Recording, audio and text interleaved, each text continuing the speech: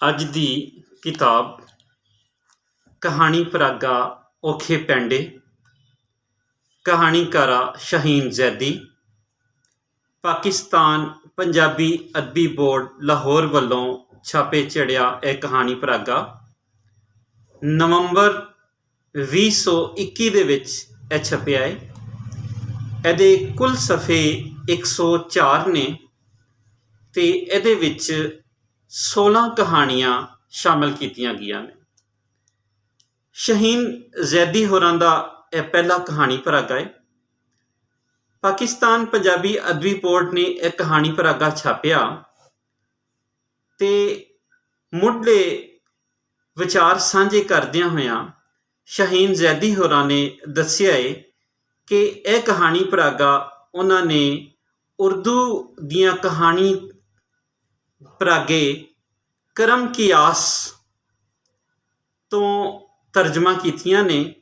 ਯਾਨੀ ਇਹ ਕਹਾਣੀਆਂ ਪੰਜਾਬੀ ਦੇ ਵਿੱਚ ਉਰਦੂ ਤੋਂ ਤਰਜਮਾ ਕੀਤੀਆਂ ਗਈਆਂ ਨੇ। ਇਸ ਲਈ ਜ਼ੁਬਾਨ ਤੇ ਬਿਆਨ ਦੇ ਹਵਾਲੇ ਨਾਲ ਇਹਦੇ ਵਿੱਚ ਧਿਆਨ ਕਿਵੇਂ ਦਾ ਰੱਖਿਆ ਗਿਆ ਹੈ ਉਸ ਦੇ ਹਵਾਲੇ ਨਾਲ ਵੀ ਵੇਖਾਂਗੇ ਤੇ ਦੇਖਾਂਗੇ ਕਿ ਕੀ ਲਿਖਾਰਨ ਇਸ ਬਾਰੇ ਫਰਮਾਂਦੀਆਂ ਨੇ। ਪੰਜਾਬੀ ਮੇਰੀ ਮਾਂ ਬੋਲੀ ਏ ਤੇ ਮੈਨੂੰ ਇਹਦੇ ਨਾਲ ਚੋਖਾ ਪਿਆਰ ਏ। ਮੈਂ ਸੋਚਦੀ ਸਾਂ ਕਿ ਕਦੀ ਨਾ ਕਦੀ ਮੈਂ ਵੀ ਆਪਣੀ ਬੋਲੀ ਪੰਜਾਬੀ ਲਈ ਵੀ ਲਿਖਾਂਗੀ। ਇਹ ਮੇਰੀਆਂ ਉਹ ਕਹਾਣੀਆਂ ਨੇ ਜਿਹੜੀਆਂ ਕਿ ਇਸ ਤੋਂ ਪਹਿਲਾਂ ਉਰਦੂ ਜ਼ੁਬਾਨ ਵਿੱਚ ਕਰਮ ਕੀ ਆਸ ਦੇ ਨਾਂ ਨਾਲ ਛਪ ਚੁੱਕੀਆਂ ਨੇ। ਮੈਂ ਆਪਣੀਆਂ ਇਹਨਾਂ ਕਹਾਣੀਆਂ ਨੂੰ ਪੰਜਾਬੀ ਦਾ ਰੂਪ ਦਿੱਤਾ ਏ। ਮੈਂ ਪੰਜਾਬ ਦੀ ਰਹਿਣ ਵਾਲੀ ਹਾਂ, ਇਸ ਲਈ ਮੈਂ ਆਪਣੀ ਮਾਂ ਬੋਲੀ ਨੂੰ ਕਿਸ ਤਰ੍ਹਾਂ ਭੁੱਲ ਸਕਦੀ ਹਾਂ। ਅਸੀਂ ਜੀ ਆਇਆਂ ਨੂੰ ਆਖਦੇ ਹਾਂ। ਸ਼ਹੀਨ ਜ਼ੈਦੀ ਹੋਰੀ ਆਪਣੀ ਮਾਂ ਬੋਲੀ ਨਾਲ ਜਿਹੜਾ ਪਿਆਰ, ਜਿਹੜੀ ਮਾਨਤਾ ਦਾ ਹਵਾਲਾ ਦਿੱਤਾ ਹੈ, ਰੱਬ ਕਰੇ ਉਹ ਪੰਜਾਬੀ ਦੇ ਵਿੱਚ ਆਪਣੀਆਂ ਕਹਾਣੀਆਂ, ਨਵੀਆਂ ਕਹਾਣੀਆਂ ਲਿਖਣ ਤੇ ਉਹ ਤਖਲੀਕੀ ਤੌਰ 'ਤੇ ਐਸੇ ਕਹਾਣੀ ਪਰਾਗੇ ਨਾਲ ਕਿਵੇਂ ਜੁੜਦੀਆਂ ਨੇ ਉਸ ਨੂੰ ਵੀ ਅਸੀਂ ਵੇਖਾਂਗੇ। ਪਰਵੀਨ ਮਲਕ ਹੋਰਾਂ ਨੇ ਜੀ ਆਇਆਂ ਨੂੰ ਆਖਿਆ ਹੈ ਉਹਨਾਂ ਦੀਆਂ ਕਹਾਣੀਆਂ ਨੂੰ ਤੇ ਉਹ ਕਿਵੇਂ ਵਿਚਾਰ ਆਪਣੇ ਸਾਂਝੀਆਂ ਕਰਦੀਆਂ ਨੇ ਉਹਨਾਂ ਦੇ ਬਾਰੇ ਅਸੀਂ ਦੇਖਦੇ ਹਾਂ। ਸ਼ਹੀਨ ਜ਼ੈਦੀ ਦੀਆਂ ਕਹਾਣੀਆਂ ਸਾਨੂੰ ਹਯਾਤੀ ਦੇ ਨਿੱਕੇ ਨਿੱਕੇ ਸੱਚ ਵਿਖਾਉਂਦੀਆਂ ਨੇ, ਕੁਝ ਜਾਣੇ ਤੇ ਕੁਝ ਅਣਜਾਣੇ। ਇਹ ਸਾਰੀਆਂ ਕਹਾਣੀਆਂ ਸਾਨੂੰ ਜੀਵਨ ਦੇ ਔਖੇ ਪੈਂਡੇ ਪਈਆਂ ਸਵਾਣੀਆਂ ਦੀਆਂ ਕਥਾ ਸੁਣਾਉਂਦੀਆਂ ਨੇ, ਦੱਸਦੀਆਂ ਨੇ ਕਿ ਕਈ ਲੋਕਾਂ ਨੂੰ ਉਹਨਾਂ ਗਲਤੀਆਂ ਦੀ ਸਜ਼ਾ ਭੁਗਤਣੀ ਪੈਂਦੀ ਏ ਜਿਹੜੀਆਂ ਕਦੀ ਉਹਨਾਂ ਕੀਤੀਆਂ ਹੀ ਨਹੀਂ। ਸ਼ਹੀਨ ਜ਼ੈਦੀ ਹੋਰਾਂ ਦੀਆਂ ਇਹ ਕਹਾਣੀਆਂ ਸਿੱਧ ਪੱਧਰੇ ਅੰਦਾਜ਼ ਦੇ ਨਾਲ ਲਿਖੀਆਂ ਗਈਆਂ ਨੇ।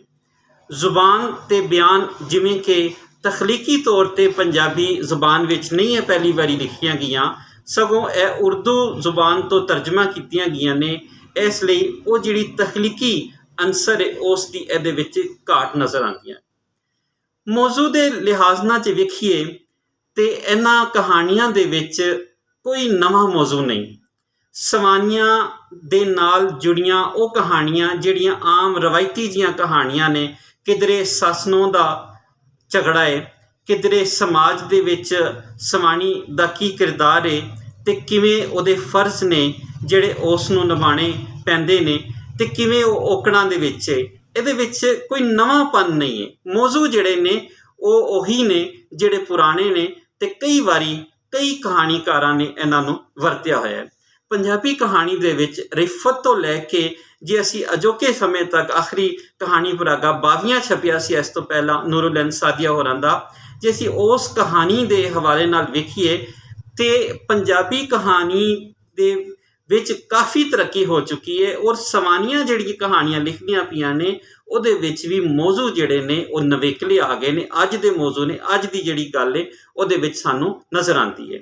ਐਸੇ ਹੀ ਕਹਾਣੀ ਪਰਾਗੇ ਦੀ ਜੇ ਅਸੀਂ ਟਾਈਟਲ ਕਹਾਣੀ ਦੇ ਹਵਾਲੇ ਨਾਲ ਵੇਖੀਏ ਔਖੇ ਪੈਂਡੇ, ਤੇ ਔਖੇ ਪੈਂਡੇ ਇੱਕ ਬਾਂਝ ਜਿਹੜੀ ਖਾਤੂਨ ਹੈ, ਇੱਕ ਸਵਾਣੀ ਹੈ, ਉਹਦੇ ਦੁਆਲੇ ਘੁੰਮਦੀ ਹੈ ਕਿ ਉਸ ਨੂੰ ਕਿਵੇਂ ਸਮਾਜ ਦੇ ਵਿੱਚ ਆਪਣੇ ਜੀਵਨ ਨੂੰ ਸੰਭਾਲਣਾ ਪੈਂਦਾ ਹੈ ਤੇ ਕਿਵੇਂ ਲੋਕਾਂ ਦੀਆਂ ਗੱਲਾਂ ਨੂੰ ਵੇਖਣਾ ਪੈਂਦਾ ਹੈ। ਜ਼ੁਬਾਨ ਤੇ ਬਿਆਨ ਦੇ ਹਵਾਲੇ ਨਾਲ ਤੇ ਉਹਦੇ ਵਿੱਚ ਕੀ ਕੀ ਤਬਦੀਲੀਆਂ ਨੇ ਤੇ ਕਿਵੇਂ ਉਹ ਲਿਖਦੀਆਂ ਨੇ। ਉਹਨਾਂ ਦੇ ਲਿਖੇ ਕੁਝ ਜਿਹੜੇ ਨੇ ਕੁਝ ਪੈਰਾਗ੍ਰਾਫ ਤੇ ਕੁਝ ਸਤਰਾਂ ਜਿਹੜੀਆਂ ਨੇ ਉਹ ਤੁਹਾਡੇ ਨਾਲ ਸਾਂਝੀਆਂ ਕੀਤੀਆਂ ਜਾਂਦੀਆਂ ਨੇ। ਅਸ਼ਨਾ ਇੱਕੋ ਦਮ ਕਿਸੇ ਖੌਫ ਤੋਂ ਕੰਬ ਕੇ ਰਹਿ ਗਈ। ਇਹ ਉਹਨਾਂ ਦੀ ਕਹਾਣੀ ਔਖੇ ਪੈਂਡੇ ਤੋਂ ਕੁਝ ਸਤਰਾਂ ਨੇ। ਅਸ਼ਨਾ ਇੱਕੋ ਦਮ ਕਿਸੇ ਖੌਫ ਤੋਂ ਕੰਬ ਕੇ ਰਹਿ ਗਈ ਕਿ ਗਰੀਬਾਂ ਦੀਆਂ ਕਬਰਾਂ ਉੱਤੇ ਪਏ ਸਦਕੇ ਖੈਰਾਤ ਦੇ ਗੋਸ਼ਤ ਤੇ ਬਿੱਲੀ ਕੁੱਤਿਆਂ ਦੀ ਫੌਜ ਝਪਟਦੀ ਰਹਿੰਦੀ ਏ। ਦਰਖਤਾਂ ਉੱਤੇ ਟੰਗੇ ਹੋਏ ਤਵੀਜ਼ ਵੇਖ ਕੇ ਡਰ ਲੱਗਦਾ ਏ। ਆਮ ਲੋਕਾਂ ਦੇ ਕਬਰਸਤਾਨ ਵਿੱਚ ਜਿਹੜੀ ਬੇਤਰਤੀਬੀ ਨਜ਼ਰ ਆਉਂਦੀ ਏ ਉਹਨੂੰ ਵੇਖ ਕੇ ਲੱਗਦਾ ਹੈ ਕਿ ਕਬਰਸਤਾਨ ਵਿੱਚ ਜਿੰਨ ਭੂਤ ਤੇ ਚੁੜੇਲਾਂ ਦਾ ਬਸੇਰਾ ਏ। ਕਬਰਸਤਾਨ ਵਿੱਚ ਨਸ਼ਈ ਲੋਕਾਂ ਦੇ ਨਾਲ ਨਾਲ ਕਾਲਾ ਜਾਦੂ ਕਰਨ ਵਾਲਿਆਂ ਵੀ ਡੇਰੇ ਲਾਏ ਹੁੰਦੇ ਨੇ। ਹੁਣ ਤੁਸੀਂ ਦੇਖੋ ਜਿਹੜੀ ਆਲ ਦੁਆਲੇ ਦਾ ਮਾਹੌਲ ਏ ਉਹ ਇਹਦੇ ਵਿੱਚ ਨਜ਼ਰ ਆ ਰਿਹਾ ਹੈ। ਸਾਡੇ ਜੀਵਨ ਦੇ ਜਿਹੜੇ ਛੋਟੀਆਂ ਝਾਕੀਆਂ ਨੇ ਉਹ ਇਹਦੇ ਵਿੱਚ ਨਜ਼ਰ ਆ ਰਹੀਆਂ। ਇਹ ਕਹਾਣੀ ਔਖੇ ਪੈਂਡੇ ਦੇ ਵਿੱਚੋਂ ਸੀ। ਐਸੇ ਤਰ੍ਹਾਂ ਅਸੀਂ ਉਹਨਾਂ ਦੀ ਪਹਿਲੀ ਕਹਾਣੀ ਹੈ ਭਾਰ, ਉਹਦੇ ਪਹਿਲੇ ਪੈਰਾਗ੍ਰਾਫ ਨੂੰ ਅਸੀਂ ਦੇਖਦੇ ਹਾਂ। ਹਾਜਰਾ ਕਿੰਨੇ ਦਿਨਾਂ ਤੋਂ ਇਹ ਗੱਲ ਸੋਚ ਰਹੀ ਸੀ ਕਿ ਮਾਂ ਦੇ ਆਉਣ ਨਾਲ ਨਸਰੀਨ ਦਾ ਵਰਤਾਰਾ ਸੱਸ ਤੇ ਸਹੁਰੇ ਨਾਲ ਬਹੁ ਓਪਰਾ ਜਿਹਾ ਹੋ ਗਿਆ ਹੈ ਤੇ ਹੁਣ ਆਪਣੀ ਸੱਸ ਹਾਜਰਾ ਨੂੰ ਗੱਲਾਂ ਵਿੱਚ ਖੱਟੀਆਂ ਮਿੱਠੀਆਂ ਵੀ ਸੁਣਾਉਣ ਲੱਗ ਪਈ ਏ। ਇਸ ਲਈ ਤਾਂ ਉਹ ਹਰ ਆਉਣ ਜਾਣ ਵਾਲੇ ਅੱਗੇ ਚੋਟ ਕਰਨ ਤੋਂ ਬਾਜ਼ ਨਹੀਂ ਆਉਂਦੀ। ਤੁਸੀਂ ਦੇਖਿਆ ਕਿ ਸਵਾਣੀਆਂ ਦੇ ਮਸਲਿਆਂ ਦੇ ਦੁਆਲੇ ਇਹ ਕਹਾਣੀ ਜਿਹੜੀ ਹੈ ਉਹ ਘੁੰਮਦੀ ਪਈ ਏ ਮੁੱਢ ਤੋਂ ਲੈ ਕੇ ਅਖੀਰ ਤੱਕ। ਅਖੀਰ ਇਹਦਾ ਥੋੜ੍ਹਾ ਜਿਹਾ ਐਸਾ ਹੁੰਦਾ ਹੈ ਕਿ ਜਿਹੜਾ ਰਵਾਇਤ ਤੋਂ ਉਹਨਾਂ ਨੇ ਹਟਾਉਣ ਦਾ ਚਾਰਾ ਕੀਤਾ ਹੈ। ਹਾਜਰਾ ਬੇਗਮ ਨੂੰ ਇੰਝ ਲੱਗਿਆ ਜਿਵੇਂ ਕਿਸੇ ਨੇ ਉਹਦੇ ਦਿਲ ਤੇ ਪੱਥਰ ਰੱਖਤਾ ਹੋਵੇ। ਉਹ ਦਿਲ ਹੀ ਦਿਲ ਵਿੱਚ ਇਹ ਸੋਚ ਕੇ ਸ਼ਰਮਿੰਦਾ ਹੋ ਰਹੀ ਸੀ ਕਿ ਜਵਾਈ ਨਾਲ ਅੱਖਾਂ ਕਿਵੇਂ ਮਿਲਾਵਾਂਗੀ। ਕੁਬਰਾ ਤਾਂ ਆਪਣੇ ਦਿਲ ਦਾ ਭਾਰ ਹੌਲਾ ਕਰਕੇ ਸੌਂ ਗਈ, ਪਰ ਨੀਂਦਰ ਇਸ ਦੀਆਂ ਬੁੱਢੀਆਂ ਅੱਖਾਂ ਵਿੱਚੋਂ ਨਿਕਲ ਗਈ। ਹਾਜਰਾ ਸੋਚ ਰਹੀ ਸੀ ਕਿ ਵਾਕਈ ਬੁੱਢੇ ਮਾਂ-ਪਿਓ ਔਲਾਦ ਲਈ ਭਾਰ ਹੁੰਦੇ ਨੇ। ਮਾਂ-ਪਿਓ ਐਵੇਂ ਸਹਿਕਦੇ ਰਹਿੰਦੇ ਨੇ ਕਿ ਉਹਨਾਂ ਦੀਆਂ ਧੀਆਂ ਤੇ ਪੁੱਤਰ ਬੁਢੇਪੇ ਦਾ ਸਹਾਰਾ ਬਣਨਗੇ। ਔਖੇ ਪੈਂਡੇ ਸ਼ਹੀਨ ਜ਼ੈਦੀ ਹੋਰਾਂ ਦਾ ਕਹਾਣੀ ਪਰਾਗਾ, ਜਿਸ ਨੂੰ ਪਾਕਿਸਤਾਨ ਪੰਜਾਬੀ ਅਦਬੀ ਬੋਰਡ ਨੇ ਛਾਪਿਆ ਹੈ। ਉਰਦੂ ਕਹਾਣੀਆਂ ਦਾ ਇਹ ਤਰਜਮਾ ਹੈ। ਉਰਦੂ ਕਹਾਣੀ ਪਰਾਗਾ ਹੈ, ਕਰਮ ਕੀਆਸ ਜੀ ਦਾ ਤਰਜਮਾ ਹੈ। ਤੇ ਇਹ ਮੌਜ਼ੂ ਦੇ ਹਵਾਲੇ ਨਾਲ ਅਸੀਂ ਦੇਖਿਆ, ਉਹਨਾਂ ਦੀ ਜ਼ੁਬਾਨ ਤੇ ਬਿਆਨ ਦੇ ਹਵਾਲੇ ਨਾਲ ਕੁਝ ਮਿਸਾਲਾਂ ਤੁਹਾਡੇ ਨਾਲ ਸਾਂਝੀਆਂ ਕੀਤੀਆਂ ਗਈਆਂ। ਇਹ ਕਹਾਣੀਆਂ ਪੜ੍ਹਨ ਵਾਲੀਆਂ ਨੇ ਉਹ ਕਹਾਣੀਆਂ ਦੇ ਵਿੱਚ ਭਾਵੇਂ ਰਵਾਇਤ ਹੈ ਪਰ ਕਿਧਰੇ ਰਵਾਇਤ ਤੋਂ ਅੱਗੇ ਨਿਕਲਣ ਦੀ ਵੀ ਕੋਸ਼ਿਸ਼ ਕੀਤੀ ਗਈ ਹੈ ਤੇ ਰਵਾਇਤ ਦੇ ਨਾਲ ਨਵਾਂਪਨ ਜਿਹੜਾ ਹੈ ਉਹ ਨਜ਼ਰ ਨਹੀਂ ਆਉਂਦਾ ਸਾਡੇ ਕੋਲ।